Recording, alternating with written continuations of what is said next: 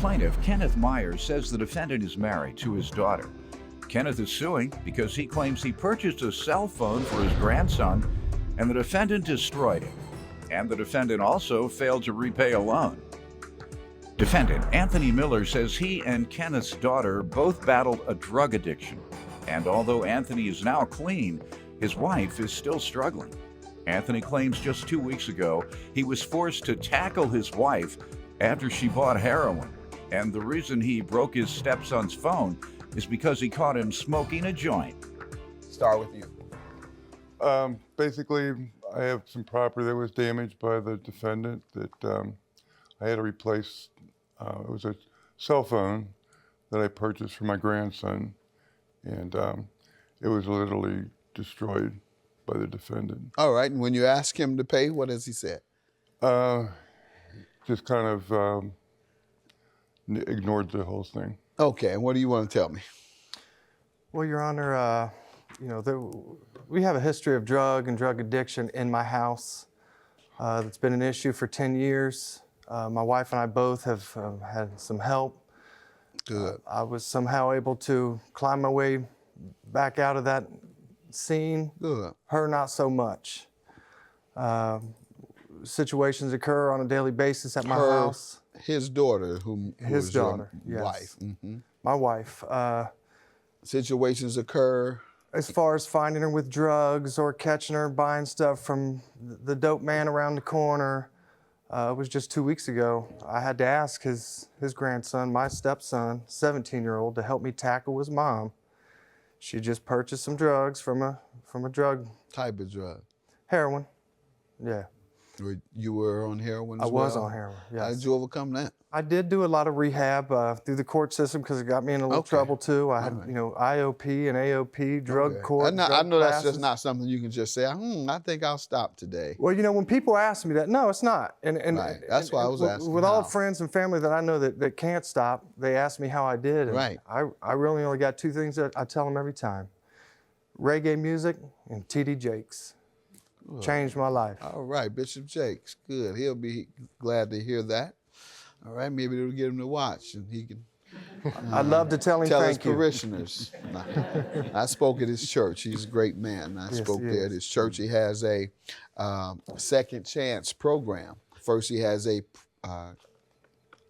process they go through, an educational process. I think they help place him in training programs, give him counseling of some sort. And they come to church, obviously, because they're for his members who are seeking help in getting a second chance. And then they give him a graduation ceremony, all this in front of the 20,000 people who are there. And I think he's doing a great thing in that area. So sounds like he's done a great thing for you and inspiring you to overcome the toughest habit to kick. All right, continued success to you. Thanks. And when you say household, do you all live in the same household? Well, I have my wife and his grandson, my stepson, and a couple children my wife and his daughter had together. Mm-hmm. So when you refer to household, drugs, you're just referring to your household? My household. Okay. Yes. All right. And have you and your father-in-law gotten along? Probably not if you were drug addicted. Well, we've had our ups and downs. Yeah. Whenever you were down, he was down. Sure. You down meaning heroin? Yes. Whenever you were nodding, he wasn't nodding, he was just down. Yeah, his spirits. Yeah. When you're on that, Makes sense. Everybody's spirits are down. Yeah. Did you all steal from them? For Mr. Meyer, no. Never did. I can't account for what his daughter may have or may not have done, but as of me, no. Sir, you didn't say much today. You didn't want to discuss any of that, or?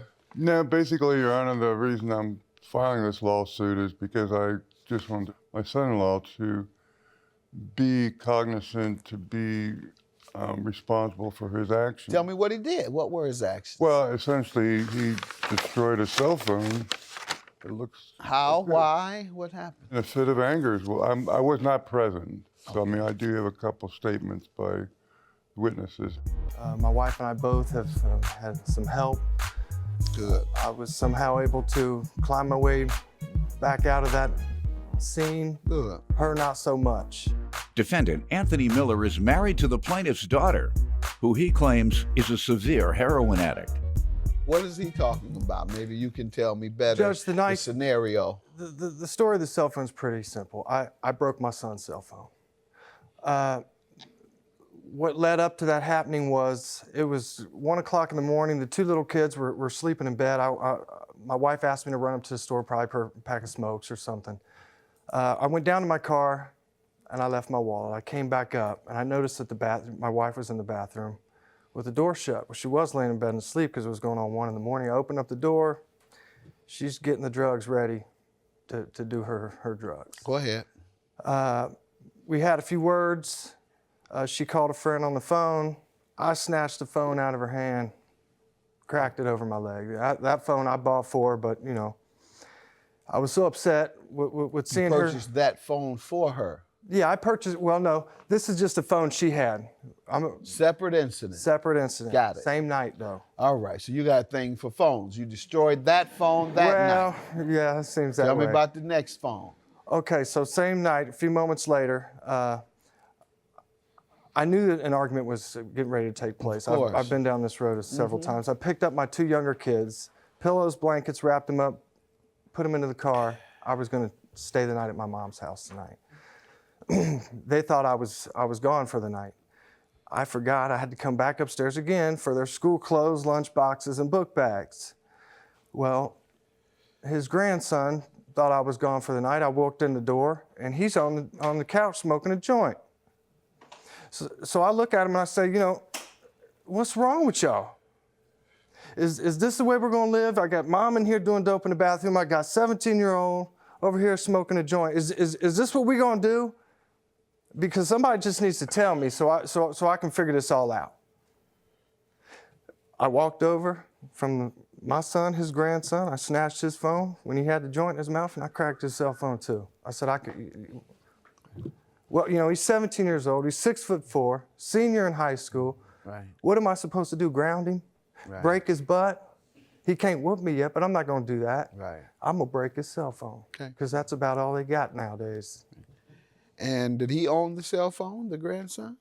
I purchased the phone. You gave it to him? I purchased, yes, for his use. You gave it to him as a gift? For usage. For usage? Yes. So As you long as controlled the use? Correct, yeah. Okay, when did you intend to get it back from your grandson? Probably never. Okay, so that's a gift. Yeah, okay. Yeah. So you knew what I was getting at. You're short on speaking, but you're not short on thinking. And you're trying to suggest that he was using your phone, therefore you have a right to sue for it, when you knew I was asking whether he owned it or not, because you have no right to sue for something you didn't own. This is the grandson's phone. What loan does he owe you for, sir? The telephone gizmo that goes on the outside called an OtterBox, and an unpaid loan of $170. How does he owe you for the loan? He purchased a vehicle that I loaned him $600 for, and this is the end of that.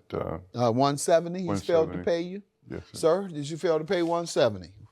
Yes, sir. I still owe him 170. All right, well, that's what you're gonna get today, sir. $170 is your judgment. The phone was not yours. You bought the phone as a gift for your grandson, and once you transfer that gift to him, it's his. He would have to sue, right? Where's he at? He's in the high school. What'd you say to him about smoking the weed? I wasn't aware of this. I mean, I'm not even sure this is all Why correct. did you think he broke the phone?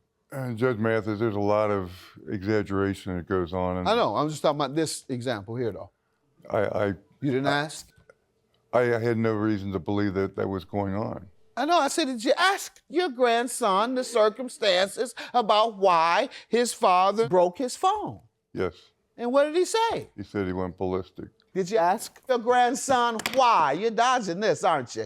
Why No, did your grandson tell you his stepfather went ballistic? Did you ask that part while you're in here defending him, suing on behalf of a cell phone that he broke for the son he's raising because he's following in the path of his mother, your daughter, an heroin addict?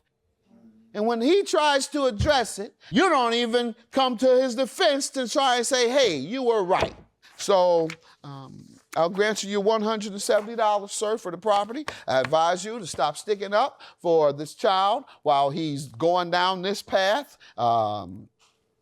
rebelling and smoking marijuana right in front of his dad, who doesn't want him to do that in the house. Send him over there and let him smoke weed at his house. See how that work out. Have a good day. 170.